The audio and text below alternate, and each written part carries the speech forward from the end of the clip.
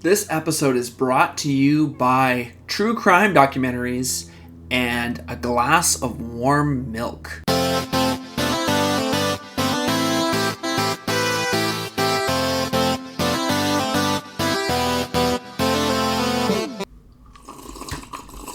I'm just kidding, you heathens. I've never drank a glass of warm milk in my life. Welcome to the Unfiltered Coffee Break, brought to you by Underpowered. This is a 5 to 10 minute section of video games, philosophy, parenting, and whatever the hell I want to talk about for 5 minutes for you to enjoy on your coffee break. First up is story time. Have you ever tried to beat a 6-year-old at a game of Yu-Gi-Oh when you don't know the rules and no one knows the rules? And he has a blue eyes white dragon? Exodia. The answer is, it's not possible. He's a protege.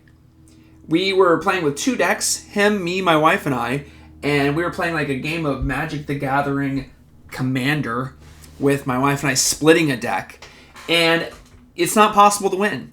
The game always starts off as follows.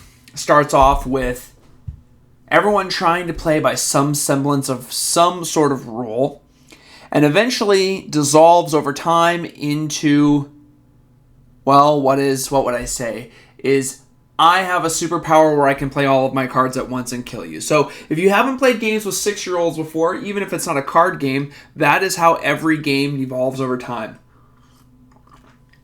Next up is a video game update, God of War. I started playing that because I finished Callisto Protocol, and holy shit, this game is been great so far. First, the time to beat, I looked that up just so I could manage my time. 25 and a half hours. I'm excited to see where it goes, but that's a long game, man, for a sort of a hack and slash style game. That's an experience. So, but the first hour has been jam-packed, full of insane moments. And I've been really, really into it. I'm really impressed with how this game has withstood the test of time. It has lived on. God of War 1, 2, 3. I never played the PSP version. And then the first God of War, it still feels like its own experience. So I'm super excited about that. And speaking of that, what is it with all of these games recently that they are using character models where they are squeezing through tight spaces? It's in Callisto Protocol. It's in God of War. It's been in several other games. I don't quite get it as a game mechanic, but I know that you're like transitioning between levels and you want to use that as your segue, and then there's these close-up character models of a sweaty face, but it's a little bit weird that everyone's doing the same exact thing. Jumping back to God of War, the combat system is great. One of the things I noticed was